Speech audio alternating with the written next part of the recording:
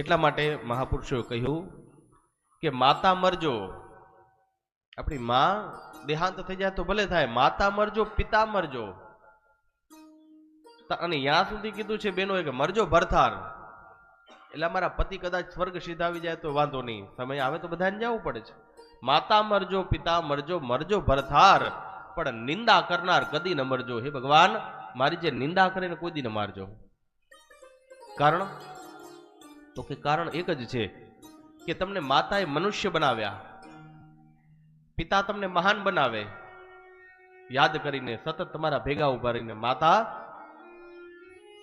તો કે મનુષ્ય બનાવે, પિતા તમને મહાન બનાવે, મિત્ર તમને સમાજમાં બધે લઈ જાય, તમારી પ્રતિષ્ઠા કરાવે, પત્ની છે તમને પ્રોત્સાહન આપે, પણ તમને ભગવાન કોઈ નહીં બનાવી શકે. ભગવાન તો તમારો વેરી સિવાય કોઈ બનાવી જ ન શકે.